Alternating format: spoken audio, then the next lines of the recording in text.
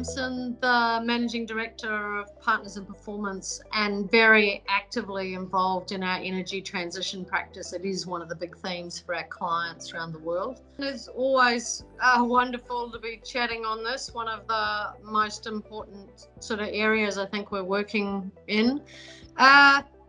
Background to getting into the energy transition space is, look, I guess at Partners in Performance, we've been working with energy intensive clients for 25 years now.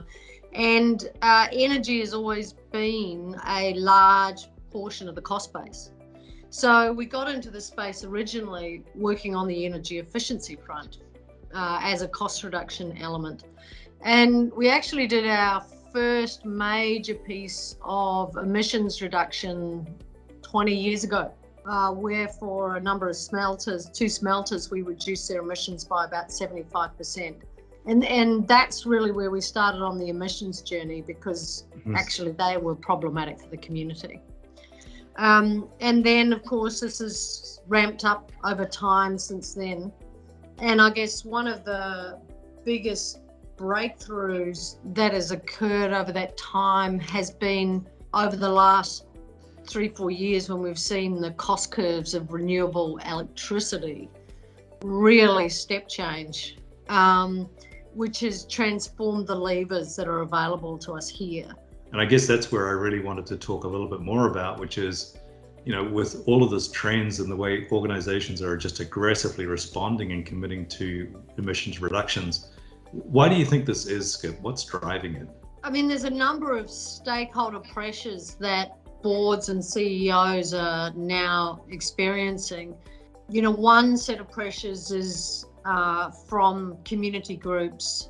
In many of the countries we work, there's a strong push from communities for companies to clean up their act on emissions.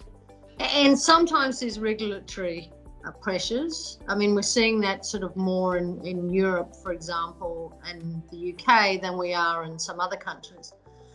But the overarching thing that I think is driving the most dramatic push for change in the corporate world, at least, is this push from what is now over 65% of the invested funds globally, who are pushing boards for, we must see a credible reduction in your emissions. Where is your plan with real and meaningful targets and with real actions behind it? That is by far and away pushing the pace of change here faster than I think we've seen change on any dimension in the corporate world. That's really interesting. You just laid out two important stakeholders, which are, communities and then obviously the investors.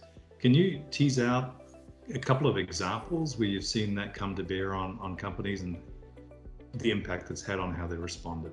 So yeah, I can think of a couple of examples there, Andrew, particularly on the reactive front, as many corporates really only get into gear once they understand that this is for real with investors.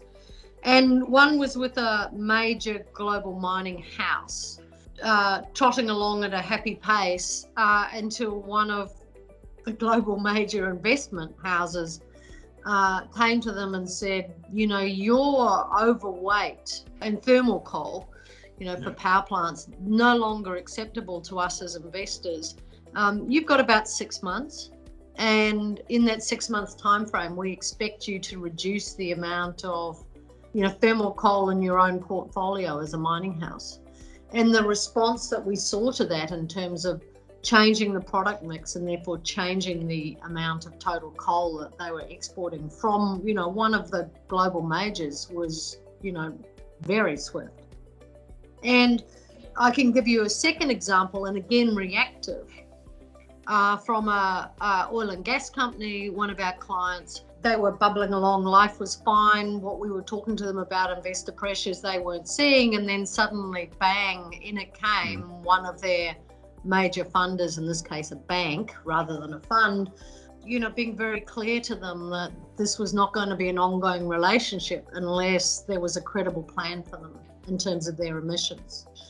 And so for them, what you're sort of typically doing when a company's in slightly reactive mode, it sort of typically takes us 3 to 6 weeks to help them get to a plan across their assets of asset by asset, bottom up, what can be done in terms of electrifying and usage reduction. Typically for those clients in the oil and gas space, we're often finding a 50 to 60% reduction in emissions, most of which can be implemented within 2-3 years, and giving them a plan out to 2040 for how they will continue that reduction in their emissions. And then you roll that up and what are we going to say to the market?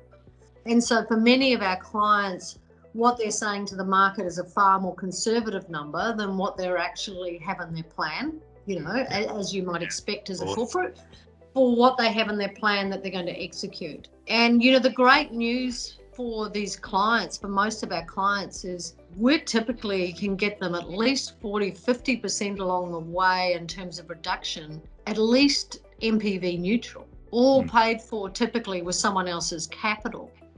So the exciting news is this is one of these very rare opportunities where this is a win all around. Those are pretty compelling examples where clearly the companies have had to take some pretty dramatic steps to get things course corrected, yeah? Yeah, indeed. And I mean, maybe that's a kind of good sort of question to throw back to you as, our global practice lead. I mean, particularly for organizations that find themselves in a reactive space, I mean, what do you think the steps are that they should take to get back on the front foot on this?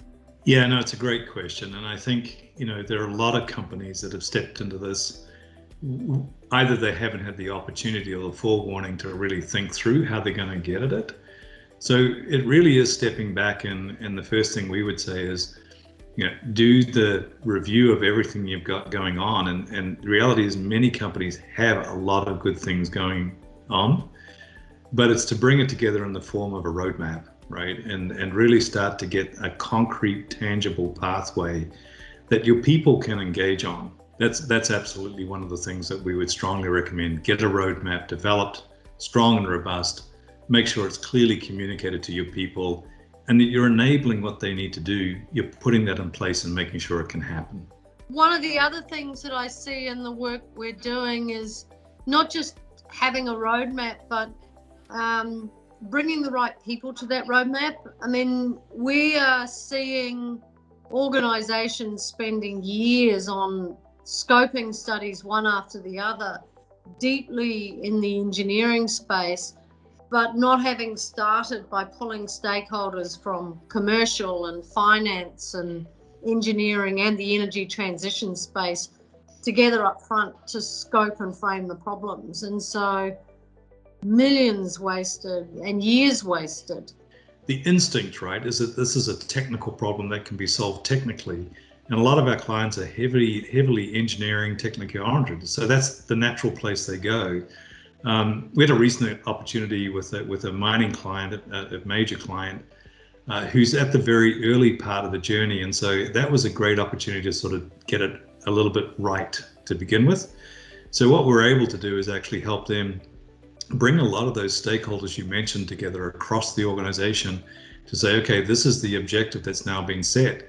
How do we work between operations, the technical services group, sourcing, strategic sourcing, the finance team, and really bring a coherent strategy together that is not just a strategy that's on paper, but actually gets pretty tangible down to, okay, how do you structure, who gets tasked with doing what? And it was an incredibly great way to get them going. And while they may be a little bit behind some of their competitors, I think they will very quickly catch up by taking that approach. Yeah.